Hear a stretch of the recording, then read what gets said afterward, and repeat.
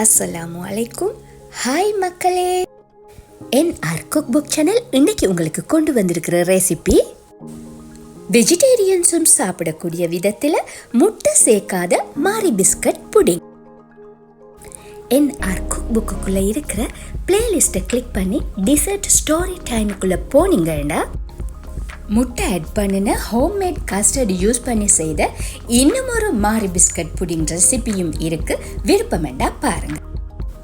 பச்சை முட்டை மஞ்சள் கருவை, அதாவது ரோ எக் யோக்ஸை சேர்த்து செய்கிற மாரி பிஸ்கட் புடிங் ரெசிபிஸும் இருக்கு.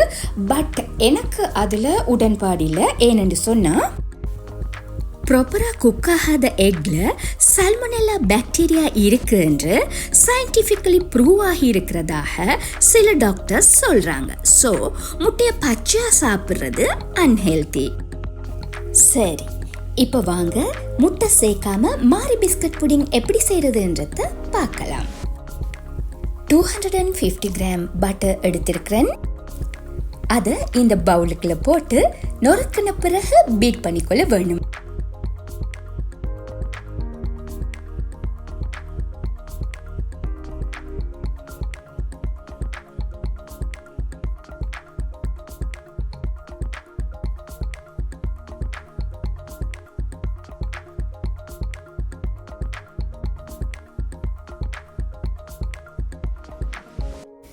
இதில் ஐசிங் சுகர் 500 கிராம்ஸ் இருக்கு.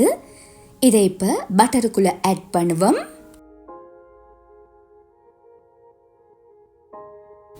ஸ்பேட்யூலாவால் நல்லா இருக்க கலந்து விட்டுட்டு தொடர்ந்து பீட் பண்ண போகிறோம்.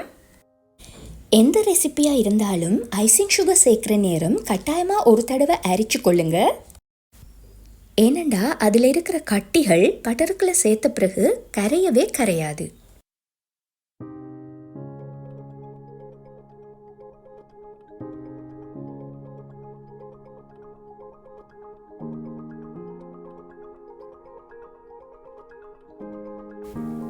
Dark chocolate, white chocolate, milk chocolate எல்லாம் எப்படி மெல்ட் பண்ணி எடுக்கிறதுன்றது தொடர்ந்து எங்களோட சேனலோட இணைஞ்சிருக்கிறவங்களுக்கு தெரிஞ்சிருக்கும்.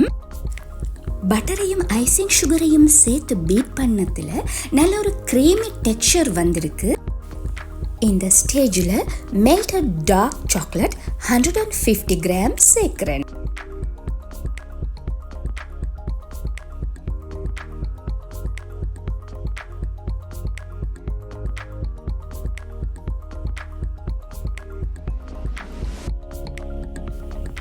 நல்லா இருக்கா பீட் பண்ணி விடுவோம்.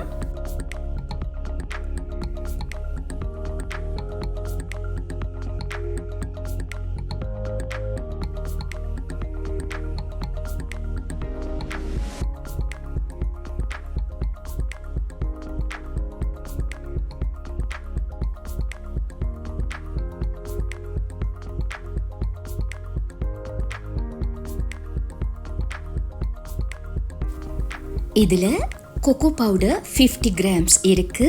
ஆட் பண்ணுவோம்.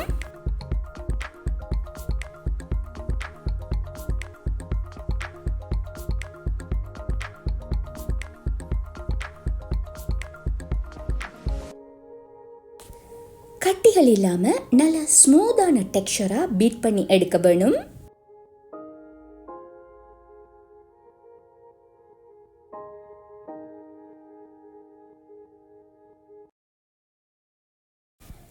சுற்றி வர விசிறப்பட்டிருக்கிற கொக்கோ பவுடரை ஒரு ஸ்பேட்யூலா யூஸ் பண்ணி நடுவுக்கு எடுத்து விடுவோம்.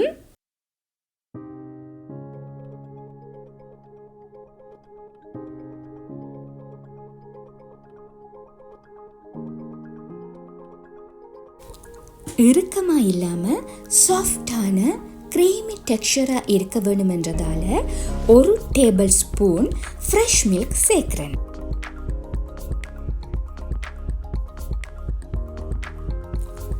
வெனிலா 1 டீஸ்பூன் சேர்க்கிறேன்.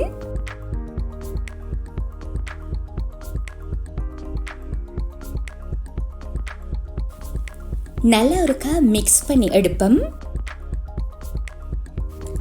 100 கிராம்ஸ் கேஷ்யூ நட் சேர்த்தா நல்லா இருக்கும், நல்ல டேஸ்டாக இருக்கும். குறைச்சி எடுத்தாலும் பிரச்சனை இல்லை. இப்போ இனி பீட்டர் யூஸ் பண்ண வேண்டிய அவசியம் இல்லை, ஸ்பேச்சுலாவால் கலந்து விடுவோம். மாரி பிஸ்கட் புடிங்குக்கு தேவையான சாக்லேட் பட்டர் க்ரீம் ரெடி பண்ணிட்டு அடுத்த ஸ்டெப் என்னன்றதை பார்க்கலாம். இதில் மாரி பிஸ்கட் 350 கிராம் இருக்கு. மாரி பிஸ்கட் புடிங் செட் பண்ணுறதுக்கு நான் சூஸ் பண்ணின இந்த டிஷ்ஷோட அடிப்பகுதியில் நாங்கள் ரெடி பண்ணி வச்சிருக்கிற சாக்லேட் க்ரீம் ஒரு லேயர் ஆட் பண்ணிக்கொள்ளுவோம்.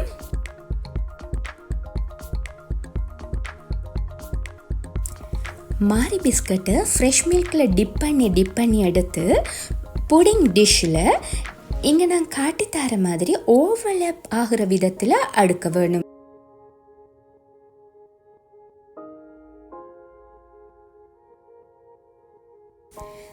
பிஸ்கட் பாலுக்குள்ளே அதிக நேரம் ஊறுனா சில பேருக்கு பிடிக்காது. ஸோ பிஸ்கட்டை டக் டக்குன்னு போட்டு எடுத்துட வேணும்.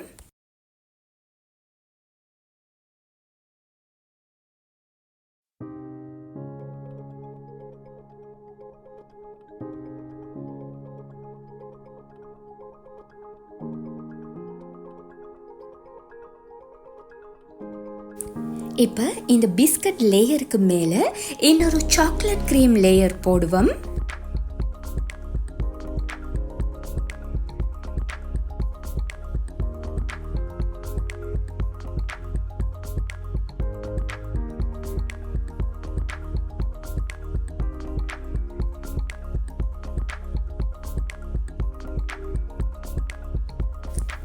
இந்த மாரி பிஸ்கட் புடிங் உங்களுக்கு பிடிச்சிருந்தா அந்த லைக் பட்டனை கொஞ்சம் தட்டிவிட்டு எங்களுக்கு சப்போர்ட் பண்ணினீங்கடா.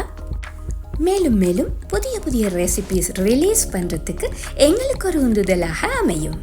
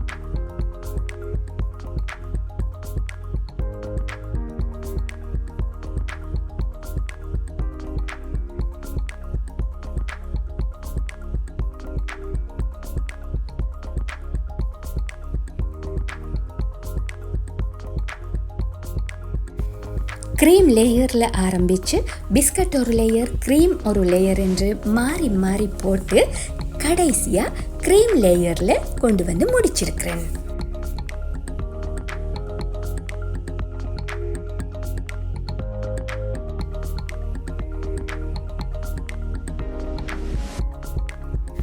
மாரி பிஸ்கட் புடிங்க்கு மேலே கார்னிஷிங்காக டார்க் சாக்லேட் ஸ்லாப் எடுத்து கிரேட் பண்ணி விடுவோம்.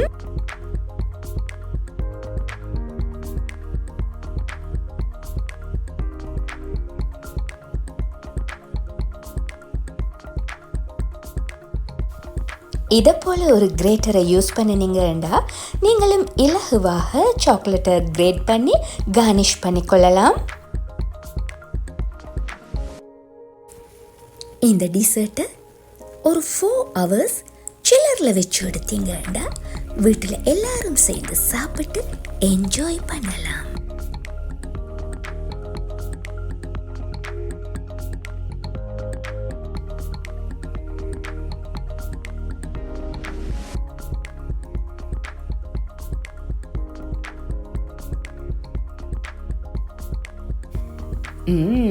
பார்க்கறதுக்கு அழகா மட்டும் இல்லை, சாப்பிட்றதுக்கும் நல்ல டேஸ்டாக இருக்கும். டைம் கிடைக்கிற நேரம் கட்டாயமாக இந்த ரெசிபியை ட்ரை பண்ணி பாருங்கள், ஃபீட்பேக் சொல்லுங்கள். கொஞ்சம் கேஷ்யூவை சாப் பண்ணி மேலால் தூவி விடுவோம்.